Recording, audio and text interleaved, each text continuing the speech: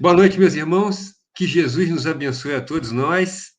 Nós estamos hoje com o nosso irmão Paulo Berberic, de um centro que a gente tem um carinho muito grande, que é o Centro Bezerra de Menezes, que fica aqui no Manuel Honório, na rua Teodorico de Assis, número 13, né? Uma casa muito bonita e que nos traz grandes lembranças também, e muito boas, né?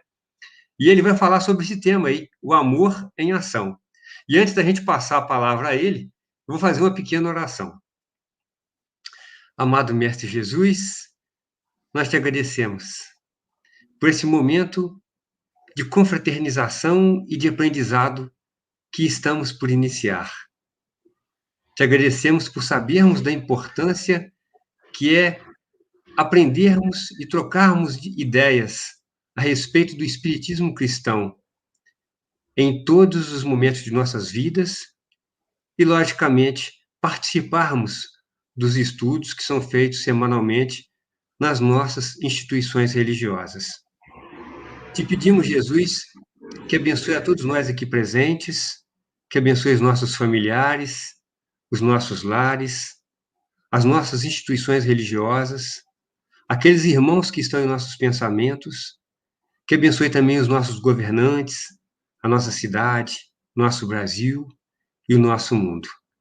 E especialmente, Jesus, te pedimos que abençoe o nosso irmão Paulo Berberic, que fará uso da palavra. Assim, em nome de Deus, nosso Pai, e em seu nome, Jesus, iniciamos a nossa atividade. Assim seja. Paulo, fica à vontade, meu amigo. Ô, rapaz, obrigado. Pessoal, boa noite a todos que estão aí, né? Presentes no nosso trabalho de hoje. A comunidade aí do Dom Pedro, a comunidade espírita aí do Dom Pedro, hoje e assistirão no futuro. Eu espero que essa proposta de hoje possa trazer bastante, né, aproveitamento, possa trazer bastante pontos reflexivos para que a gente coloque em prática na nossa vida, né, enquanto espírita, enquanto cristãos, enquanto seres, né, em caminho da perfeição. E o tema é realmente um tema muito atraente, né? O amor em ação. E aí a gente já começa a perceber, nessa atração do tema, né, que nós vamos falar de amor e, consequentemente, vamos falar de caridade. Né? Nós vamos voltar a falar de caridade.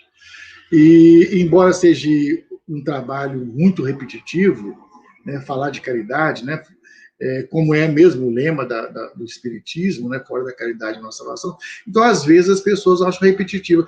Fala de caridade de novo, mas a gente tem que falar de caridade, não pode falar de uma outra coisa. Sim, nós podemos falar de tudo, né? Nós temos uma quantidade imensa de assuntos que devem ser discutidos, estudados e aprofundados. E a caridade é o mais importante deles, né? A caridade, na realidade, é aquilo que nós chamamos de amor. E a gente vai aprofundar exatamente nisso. Por isso o tema é tão atraente. Quando se fala, olha, amor em ação, nós estamos falando daquilo, né, que nós podemos realizar através de um ato de amor. E é muito oportuno, né, esse tema no momento que nós estamos vivendo. E esse tema caridade é tão importante, e é tão importante que a gente vá a cada dia estudando, aprofundando, compreendendo mais, entendendo a sua extensão, que Allan Kardec, depois de aprofundar, né, a meditação em torno dos ensinos dos espíritos superiores, que apoiavam as claras lições do Evangelho, concluiu com muita sabedoria que fora da caridade não há salvação. Né? E aí deu início a uma nova concepção religiosa, desarticulando aquela outra concepção, aquela anterior, que permaneceu durante séculos fora da igreja, não há salvação. Então, olha que interessante, olha como é bom estudar isso. O Kardec vai aprofundar nos ensinos recebidos dos espíritos superiores e concluir que fora da caridade não há salvação. Né?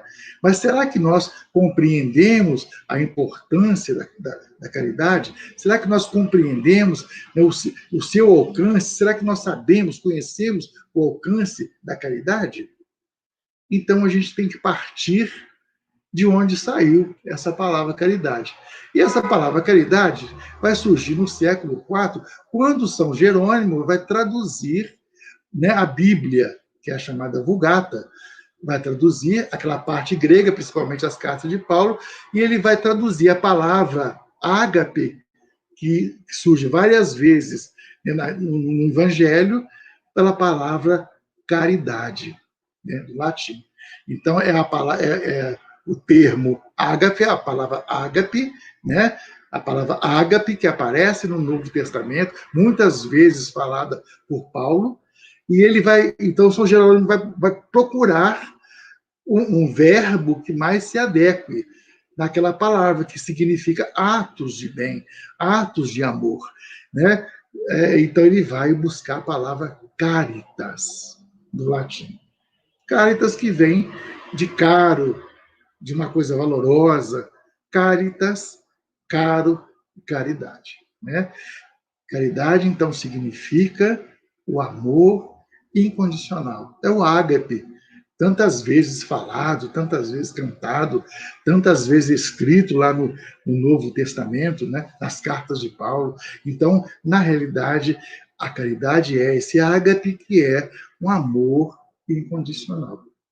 Amor incondicional é aquele amor altruísta, que não se pratica com reciprocidade, né? Não se pratica esse ato, esse verbo, ágape, buscando uma compensação.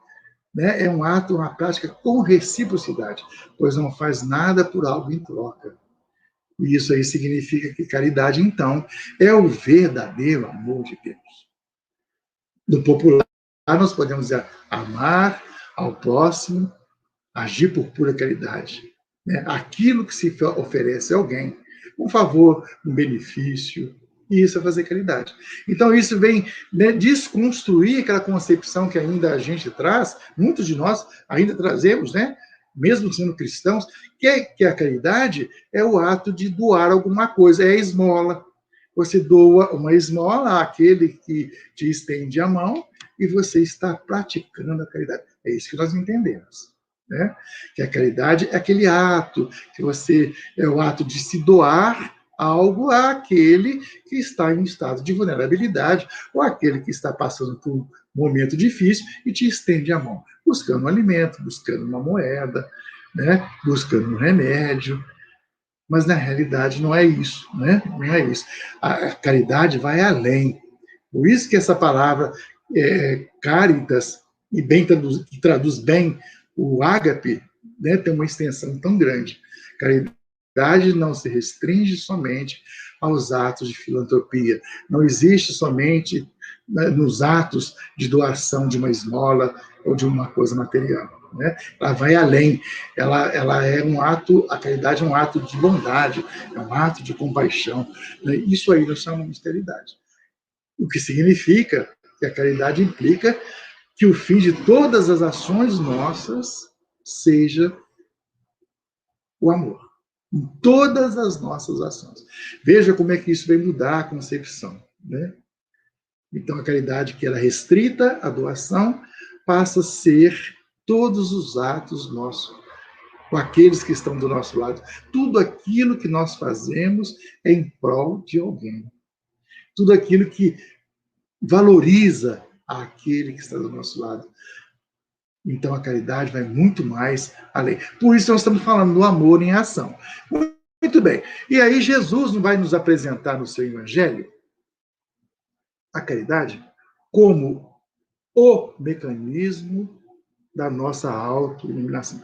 Veja bem, Jesus não apresenta a caridade como sendo um dos mecanismos da nossa autoiluminação, mas ele vai dizer que é o mecanismo da nossa autoiluminação. E é através desse mecanismo da nossa autoiluminação que nós também teremos a oportunidade de iluminar o nosso próximo, como foi registrado lá em Mateus. Né? Quem gosta de ler o Evangelho, quem gosta de ler o Novo Testamento, deve procurar nesse capítulo, lá em Mateus, capítulo 5, de 13 a 17, né? ele tá terminando o Sermão do Monte, ele vai dizer, olha, vós sois a luz do mundo. Olha que interessante isso. Como é que é bom a gente escutar isso, que nós somos a luz do mundo. E desta forma, então, a gente tem que deixar que essa luz resplandeça diante dos homens, para que vejam as vossas, diz Jesus, para que vejam as vossas boas obras e glorifiquem e reconheçam o vosso Pai que está nos céus. Olha bem, vós sois a luz do mundo e essa luz que vós sois deverá resplandecer diante dos homens através das obras que glorifiquem e reconheçam o vosso Pai, que honrem o vosso Pai, que mostre que a sua ação, que o seu ato, a sua obra é uma obra que tem, né, uma ligação com o nosso Pai que está nos céus. Isso é glorificar, né? Através das nossas ações, nós podemos fazer que as pessoas, como diz o Paulo, né, numa das suas cartas, vós deveis ser cartas vivas do Evangelho. Nós não precisamos de falar o que está escrito no Evangelho. Que sejamos a carta viva do Evangelho através das obras que nós praticamos. Através das nossas obras, nós podemos ser identificados como cristãos. Ela está muito mais. Então, não significa que ela está restrita somente à esmola. Por aí nós começamos a entender a sua extensão. Ora, então, em todos os lugares que nós estivermos, tem que deixar essa luz que está em nós resplandecer através das nossas obras. Aqui ele está dizendo que a obra é a obra material. Ele está dizendo que essa obra é uma obra, né, executada através de uma doação de algo que seja material, de uma esmola, de um dinheiro. Ele está dizendo através das suas boas obras, o que significa que é tudo aquilo que nós fazemos. Né? Todas as nossas boas ações, tudo aquilo que se faz de bom, tudo aquilo que envolve o ágape, é uma ação chamada caridade. E aí o Kardec, a partir do estudo aprofundado, a partir da meditação sobre esses estudos, sobre essas revelações dos espíritos superiores, vai esclarecer o conceito de caridade para nós, né? Que nós já conhecemos. Nós já conhecemos essa questão lá do Livro dos Espíritos, lá no capítulo 10, 11, do terceiro livro do Livro dos Espíritos, no capítulo da Lei de Justiça, Amor e Caridade. Nós conhecemos bem essa questão. E Allan Kardec vai nos esclarecer o conceito de caridade nela. Quando ele pergunta lá na questão 886, qual é o verdadeiro sentido da caridade? Tal como a entendia Jesus. Isso é muito interessante. A gente ater-se à pergunta, qual é o verdadeiro sentido da caridade, entendendo que a palavra caridade vem de caritas, que significa amor incondicional, né? É o ágape. Então, qual é o verdadeiro sentido do ágape, do amor incondicional, tal qual entendia Jesus?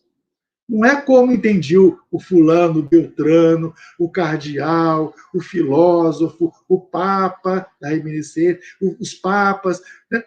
Não é aquele conceito. O que ele está perguntando, qual é o verdadeiro sentido desse amor incondicional, como entendia Jesus.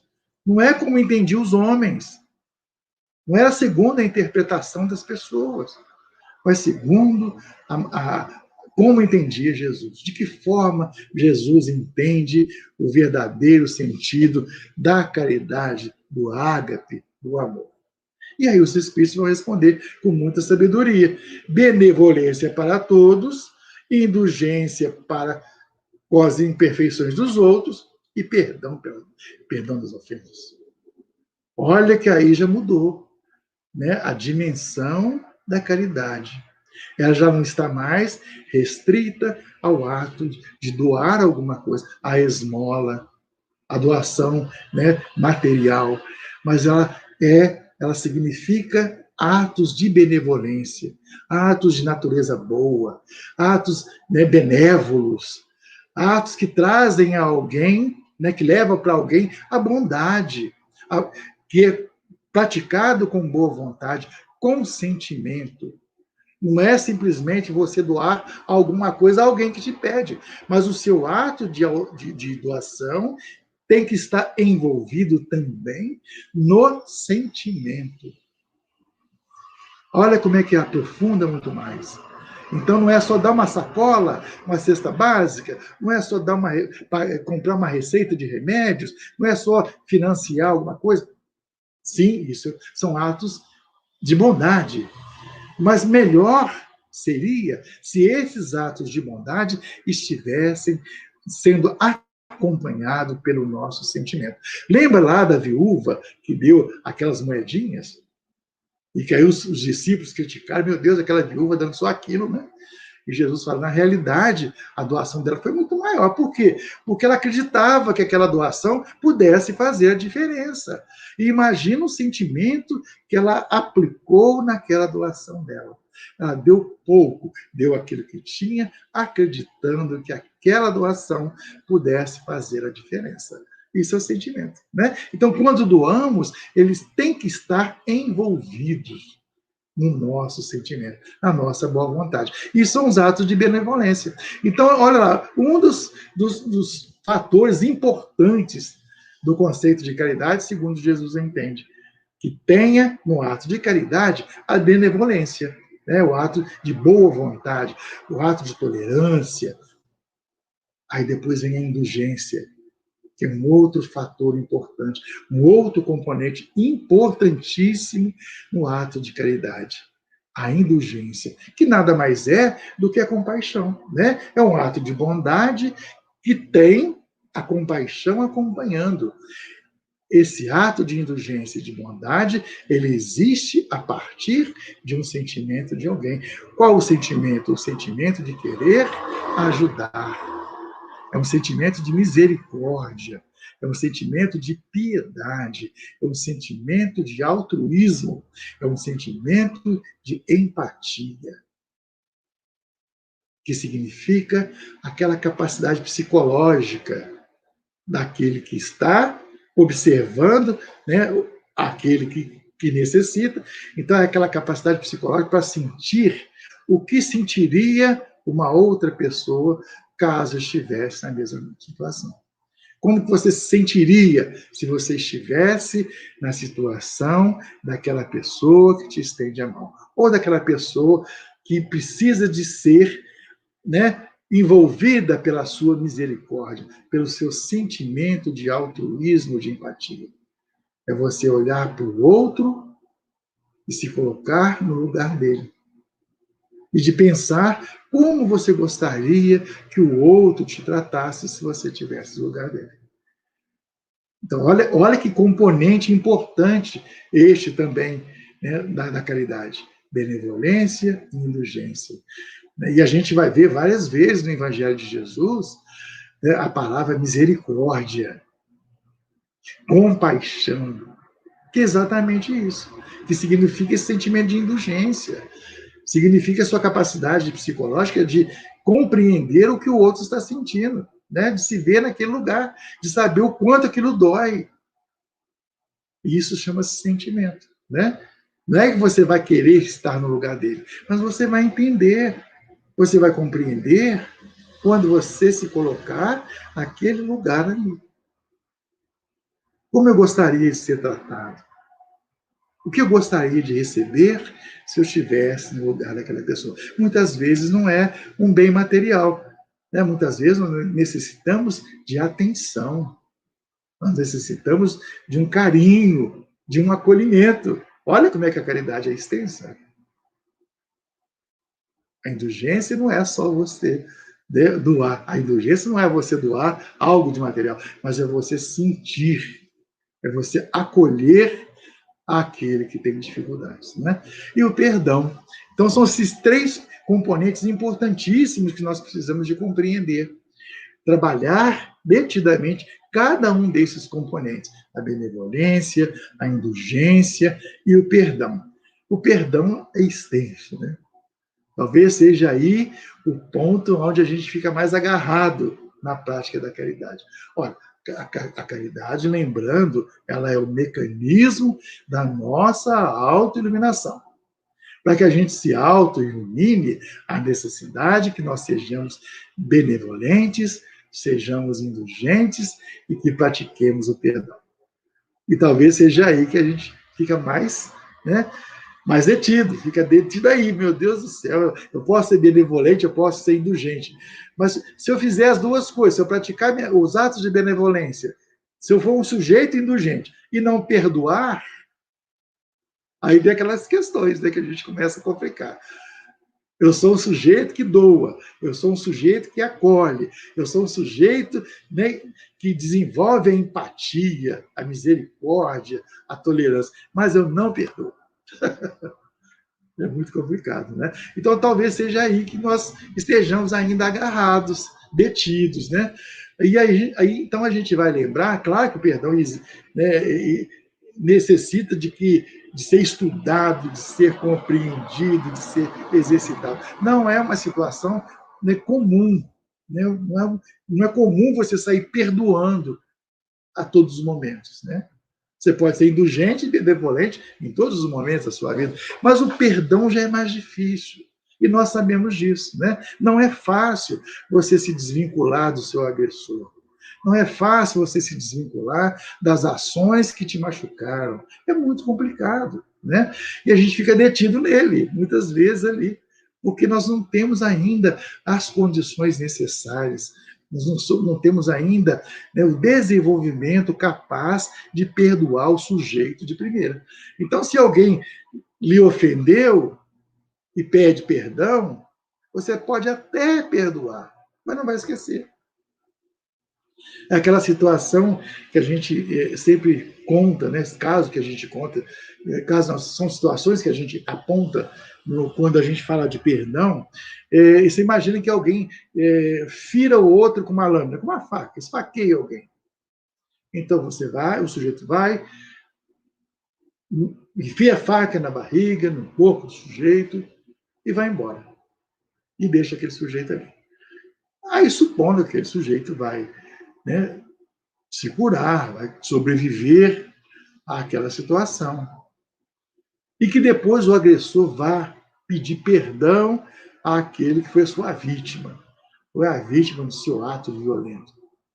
E aí o sujeito, o agressor, vai pedir perdão àquele sujeito que foi agredido pela lâmina, com a lâmina, e pode ser até que o sujeito perdoe, a vítima perdoe.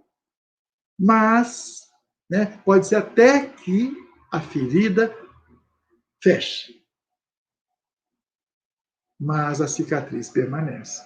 E é essa cicatriz que muitas vezes nos impede de perdoar incondicionalmente, aonde tem as nossas dificuldades, né? É muito difícil. Enquanto existir a cicatriz, a ferida pode ter fechado, mas a cicatriz está lá. Enquanto ela existir, a gente vai se lembrar do ato que a provocou. Não é? Então a gente fica preso. Então aí tem um apontamento muito interessante que a gente gosta de falar. Quando se fala em perdão, a gente vai lembrar do Pedro, né? Perguntando para Jesus quantas vezes deveria perdoar. Então Pedro vai fazer aquela pergunta lá no livro de Mateus, no capítulo 18, né? Versículo 29, mestre, quantas vezes eu tenho que perdoar o meu irmão, né? Quantas vezes eu devo perdoar meu irmão que pecou contra mim? Até 7 vezes?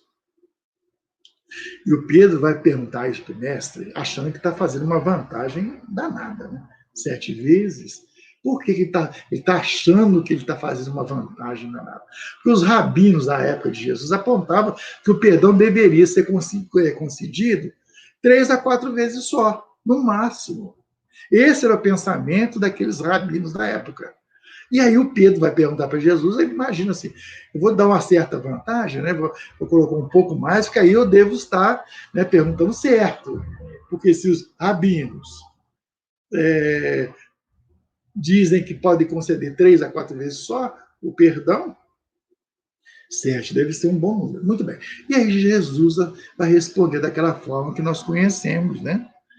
Na verdade, não é perdoar até 7 vezes, mas até 70 vezes 7 vezes. Veja bem, se a gente levar para o campo da matemática, aí a gente vai 70 vezes 7, 490 vezes, né? Seria. Então a gente pensa assim: você vai lá perdoar, vai pedir perdão àquele que você ofendeu. Ele não vai te perdoar. Essa é a primeira vez. Aí você vai na segunda, ele não vai te perdoar. Vai na terceira, ele te perdoa. Na quarta. Mas eu acho que quando chegar lá no número 150, 200, ele não vai aguentar mais olhar para você. Ele vai te perdoar, não é possível. Então, importa que a gente peça sempre o perdão. Mesmo que a gente não tenha ainda essa capacidade de perdoar de imediato, com o tempo a gente vai desenvolvendo essa capacidade. Por isso Jesus disse até 70 vezes 7 vezes. É o ato de você pedir sempre o perdão pelas ofensas que você praticou, pelas feridas que você abriu no outro, mas que o outro também vai ter 490 vezes oportunidade de perdoar. Não é possível que no meio de tantas oportunidades, uma hora você não perdoe. Mesmo que não seja nessa vida, que seja outra, um dia nós vamos perdoar, não é? A gente vai insistir, né? Por isso que Jesus está falando, são 70 vezes 7 vezes. Vamos insistindo em pedir perdão, insistindo em nos perdoar. Porque aí está um dos pontos importantes dentro da caridade. A caridade não pode ser praticada se ainda houver ódio, né? Àquele que você ajuda, é impossível. Como que você estende as mãos ao seu inimigo e sem aquele sentimento ainda, né? De ter sido agredido, de ter sido violentado por ele. Então, é um trabalho que precisa ser feito diariamente. Por isso que a caridade não é assim tão simples. É um trabalho que requer tempo, é dia a dia, né? É desenvolver as capacidades, é desenvolver o nosso sentimento. São esses 3 componentes importantíssimos no conceito da caridade, segundo Jesus entende. Benevolência, indulgência e o perdão. Né? É isso aí que o Kardec queria saber e os espíritos responderam: olha, quer entender como é a caridade, né, que Jesus entende, é essa daí, ó. Benevolência, indulgência e perdão. Não é? E várias vezes lá no Novo Testamento a gente vai encontrar exemplos clássicos, né, de como praticar a caridade. E um deles é a parábola do bom samaritano, né, que está escrito lá no livro de Lucas, no capítulo 10, do versículo 25 até 30 e alguma coisa, quando o doutor da lei vai perguntar para Jesus o que fazer para herdar o reino dos céus, né? E Jesus vai indagar para ele o que está escrito na lei, né? Já que ele era um doutor na lei, quer dizer, um cara que entende das leis de Moisés. O que está escrito lá na lei? Aí ele vai responder: olha, na lei está escrito: amarás a Deus sobre todas as coisas e o próximo como a ti mesmo. Ali ele estava se referindo ao Velho Testamento, né? Lá no livro de Deuteronômio e lá no livro de Levítico. Ele estava pegando, né, o que estava escrito no livro a respeito lá, amar a Deus sobre todas as coisas, e ao próximo a si mesmo em outro livro. Então ele entendia bem da lei. E ele responde Jesus na ponta da língua, com toda a sabedoria dele. Olha, está escrito na lei o seguinte, ó, que para herdar o reino dos céus, tem que se amar a Deus sobre todas as coisas e o próximo como a si mesmo. Olha aí a caridade. Amar a Deus sobre todas as coisas e amar ao próximo como a si mesmo. O sentimento de ágape. E embora ele não tenha entendido, né, ele vai falar para Jesus, então tá, mas quem é o meu próximo? E aí Jesus vai contar essa história para ele, né, que nós conhecemos como o bom samaritano. Vai dizer, um homem descia de Jerusalém a Jericó e caiu nas mãos de ladrões. E esses ladrões o despojaram e depois de o terem maltratado, com muitos ferimentos, retiraram-se daí, deixando ali meio morto. E passou por ali no caminho um sacerdote que viu e não fez nada e foi embora. Passou também um levita, um cara importante dentro da sociedade dos judeus, também passou direto ali e não fez nada, né? Deixando aquele sujeito caído. Mas aí um samaritano, aquele sujeito que era visto pelos judeus como herético, como uma raça impura, um samaritano que ia de viagem, né, chegou até o pé daquele homem e viu e moveu-se de íntima compaixão. Então a gente destaca no texto essa parte aí, olha, veja bem, um samaritano, tido como herético, que ia de viagem, chegou ao pé do sujeito, viu e moveu-se de íntima compaixão. Olha lá, compaixão.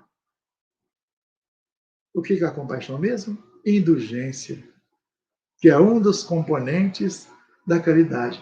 Ele moveu-se de íntima compaixão, ele sentiu compaixão. Ele se viu no lugar daquele sujeito que estava caído ali. E imediatamente ele precisou de fazer alguma coisa. Ele sentiu uma necessidade imensa. Ele sentiu compaixão, misericórdia. Esse sentimento, né, altruísta o levou a aproximar-se daquele sujeito e tratar das feridas dele, né? De cuidar daquela ferida, depois de levar o sujeito para uma estalagem. Aí depois que Jesus contou essa história para o doutor da lei, perguntou para ele, olha, né? Qual destes três parece ter sido próximo daquele que caiu nas mãos dos ladrões? E aí o doutor vai responder. Não tinha outro argumento, não tinha outra resposta. Vai responder aquele que usou de misericórdia para com ele. Misericórdia, compaixão, indulgência, componentes importantes, né, dentro da caridade, tal qual Jesus a entendia. Olha como é que o Evangelho está recheado de exemplos que vai destacando, né, a indulgência, a benevolência e até o perdão. São os exemplos que Jesus nos deixou, né? São os exemplos que foram registrados pelos evangelistas porque eram importantes, porque Jesus fez tanta coisa, né? Ensinou tanta coisa, vivenciou tantas outras milhares de coisas no seu dia a dia, mas os evangelistas registraram aquilo que acharam, que destacaram como importante, porque sabiam que outros iriam ler depois, não é? Estavam deixando registrado pontos importantes nas ações de Jesus. Eu acho, tanto é que essa parábola do bom samaritano, ela é o método de referência do trabalho de assistência e promoção social espírita no Brasil. A FEB utiliza a parábola do bom samaritano como método de referência do trabalho de assistência, do trabalho de caridade da Federativa. Tal é a importância, né? Então a gente vê que ali já está destacado um dos componentes importantes, que é a indulgência, que significa misericórdia e compaixão. E aí o apóstolo Paulo, também na sua carta aos Coríntios, nós conhecemos bem essa carta, né? A 1 Coríntios, no capítulo 13, que aí ele vai discorrer, e o que ele coloca lá também corrobora direitinho com aquilo que os Espíritos falaram para o Allan Kardec, né? A gente lembra que ele vai dizer o seguinte: ainda que eu falasse a língua dos homens e a língua dos anjos, se eu não tivesse caridade, seria como o bronze que soa, ou como o símbolo que tinha. Só. Então a gente vai fazer um trabalhinho aqui agora, né? Vamos repetir. Olha, ainda que eu falasse a língua dos homens e a língua dos anjos, e não tivesse caridade, vamos substituir a palavra caridade pelo ágape. Ainda que eu falasse a língua dos homens e dos anjos, se eu não tivesse amor, tanto é que algumas traduções do Evangelho não aparece a palavra caridade, aparece a palavra amor, que é o ágape, né? Lá do grego, ágape. Então, se eu não tivesse amor, seria como um bronze que soa, ou como um símbolo que tinha. Ainda que eu tivesse o dom da profecia, veja bem do que ele está falando, Paulo. Ainda que eu pudesse, ainda que eu tivesse essa capacidade, essa faculdade de receber do mundo espiritual, né, determinada profecia, ainda que eu tivesse essa capacidade, né, ainda que eu pudesse estar nesse meio entre encarnados e desencarnados, e recebesse dos desencarnados essas profecias, esses avisos, essas orientações, se eu tivesse essa capacidade e conhecimento de todas as ciências, todos os mistérios, se eu não tivesse toda a fé. Veja que é um texto importantíssimo. Ainda que eu tivesse dom de profecia, a gente entende isso como mediação, né? O intercâmbio entre o mundo desencarnado e encarnado. O conhecimento de todos os mistérios da vida. Todos conhecessem toda a ciência, né, que explica o mundo que nós vivemos, que explica as coisas como são, né, que estuda os elementos, ainda que eu tivesse toda a fé, aquela que transporta montanhas. Se eu não tivesse caridade, se eu não tiver amor, nada seria. Então, tantas ações que se vê no mundo, e as pessoas as denominam como caridade. E, na realidade, são ações filantrópicas. Não é? Ela não tem sentimento, ela não tem envolvimento. Para ser caridade, precisa de envolvimento, precisa de sentimento. Né? Então, veja o que o Paulo está falando. Então, não é tão simples assim. Né? Os atos de caridade, os atos de amor, não são tão simples como a gente aprendeu, como a gente foi, né, foi recebendo aquele conceito que nós fomos recebendo durante milhares de anos. Aí. Milhares, centenas de anos por aí. E aí ainda vai dizer mais, ainda que eu distribuísse todos os meus bens, olha, um ponto importantíssimo, ainda que eu distribuísse todos os meus bens aos famintos. Vai imaginando, ainda que eu entregasse meu corpo às chamas, quer dizer, fizesse um sacrifício a esse ponto de entregar o corpo às chamas, como muitos cristãos à época, né, do apostolado, depois de Jesus. Muitos se entregavam lá nos circos, em sacrifício, provando o amor a Jesus, mesmo que você fizesse isso, mesmo que você entregasse seu corpo à chama. Se não tiver caridade, se não tiver o sentimento de amor, nada adianta. Então você pode doar tudo que você tem, você pode entregar seus sacrifícios mais terríveis, mas se esse ato seu de doar e de se entregar não tiver caridade, nada adiantaria. Então, veja, meus amigos, como é que é diferente, né? Como é que a gente precisa de aprofundar no que seja caridade mesmo, de compreender a extensão do que seja caridade. Não é só falar fora da caridade, não é salvação, né? Que nós falamos sempre, é o lema do Espiritismo, fora da caridade não é salvação. Se nós não conseguimos compreender a extensão. Ora, ato de benevolência não é um ato só de doar mais moda, é o ato de eu compreender aquele que está do meu lado, é tratar bem a minha família, é tratar bem os meus familiares, é tratar bem os colegas de trabalho, é tratar bem o meu patrão, que muitas vezes é intransigente, é tratar bem o pessoal da escola, é tratar bem o pessoal da casa espírita. Isso é um ato de benevolência. Não é só doar alguma coisa. Ser indulgente com todas as pessoas. Respeitar o direito de todas as pessoas. Isso é caridade. Então você vê que Como que a gente se engana muitas vezes, né? Em achar que a gente doando alguma coisa, não que esteja errado. O que nós doamos é caridade, sim, faz parte. Mas vai além disso aí, né?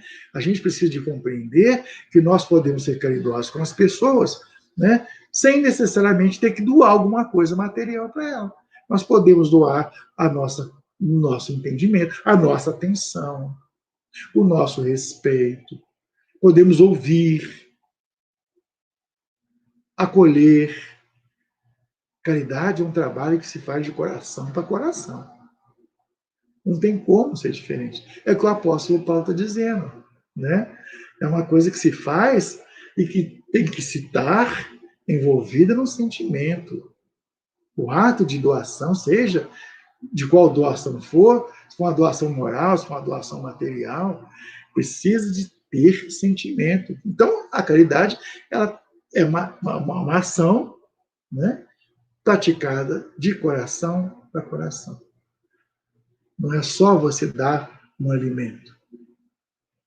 E acho que o momento que nós estamos vivendo é um momento que exige que nós compreendamos a caridade, porque exige que nós estendamos não só as nossas mãos, mas estendamos também o coração para essa população mundial que está sofrendo, né, perecendo sob os impositivos dolorosos da pandemia.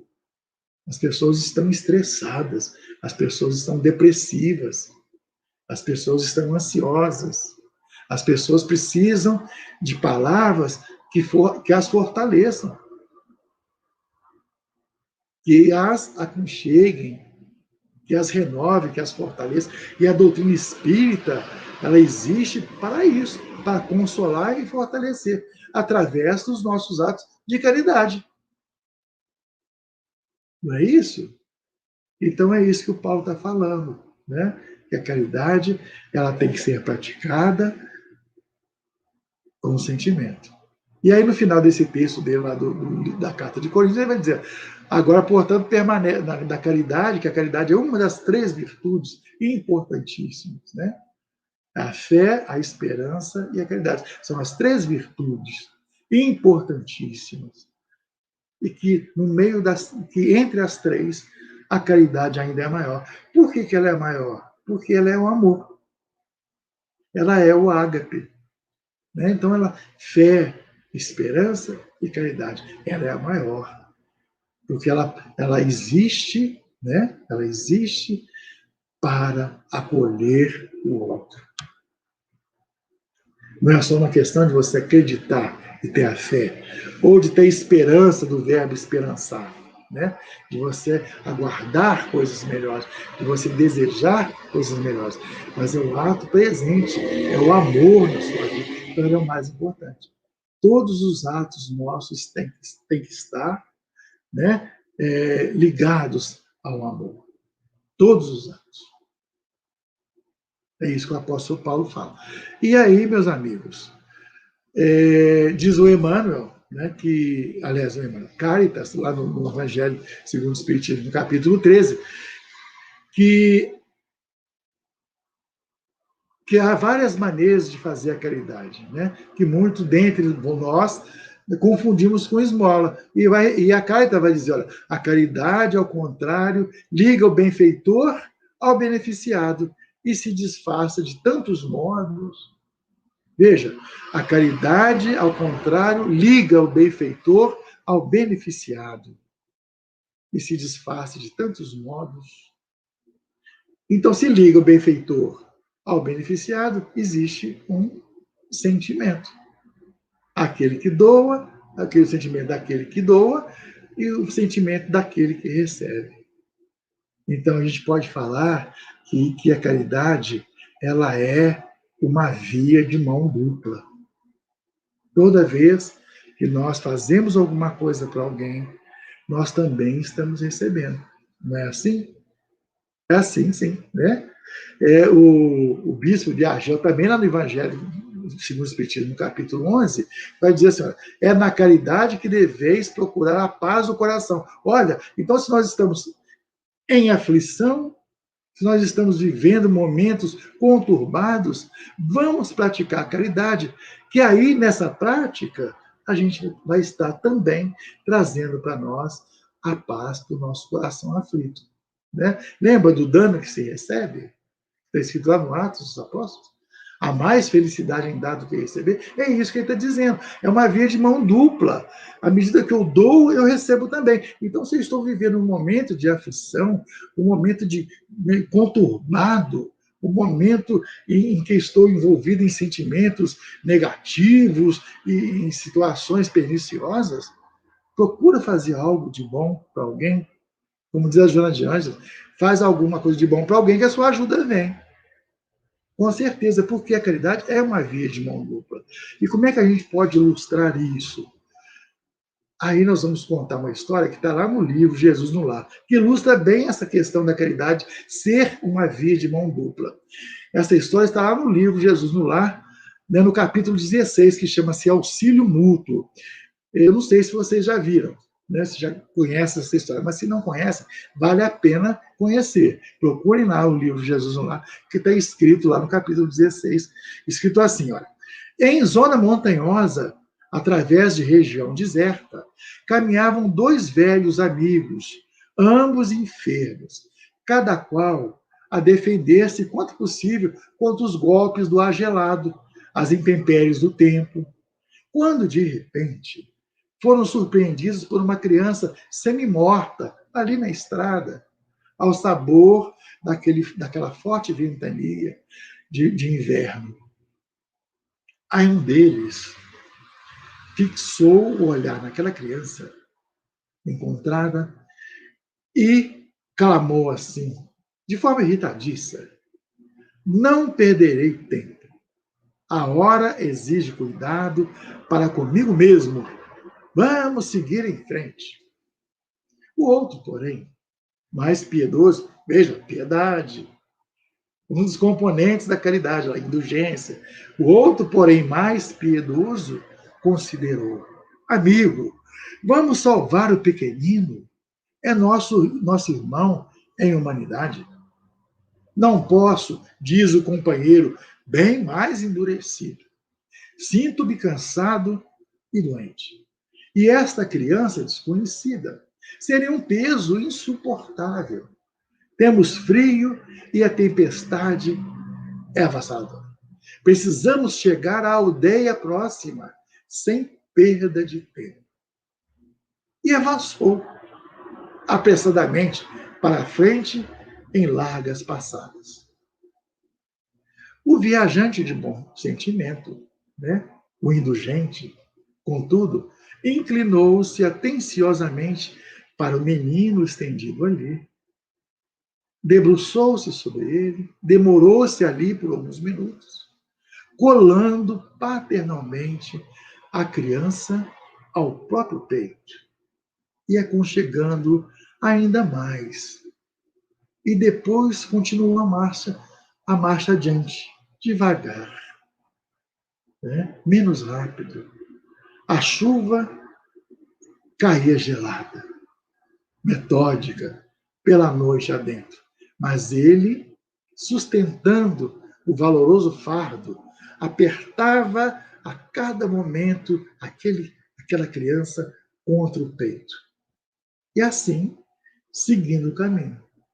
E depois de muito tempo, ele atingiu a hospedaria do povoado que buscava. E quando chegou à aldeia, teve uma grande surpresa, pois ele não encontrou lá aquele colega que o precedera, que havia saído apressadamente à sua frente. Somente no dia seguinte, depois de minuciosa procura, é que o infeliz viajante foi encontrado sem vida, caído numa parte do caminho alagado. Porque ele seguiu com pressa e a sós, com a ideia egoísta de preservar-se, e aí não resistiu à onda de frio que se fizera violenta e tombou ali encharcado, sem recursos em que pudesse evitar o congelamento. Mas o outro teve a sorte. A sorte dele, daquele viajante caridoso, foi ter achado aquela criança ao colocá-lo e apertá-lo no peito, ele doava calor para a criança, mas também recebia dela o calor necessário. Os dois ali mantiveram-se alimentados por essa fonte interna de calor. Então, veja se a caridade não é uma via de mão dupla, não é? É dando que se recebe. À medida que nós fazemos algo em favor do outro, nós também vamos receber alguma coisa. Talvez não aquilo que nós precisemos, mas algo de bom vai acontecer. Por isso que é importante fazer, né, a quem e sem esperar nada de alguém. Nós fazemos o nosso ato de doação munido daquele sentimento de indulgência, de misericórdia, de piedade. Isso já é a recompensa. Porque o que nós sentimos nesse momento é algo extraordinário. E pode ter certeza que alguma coisa traz.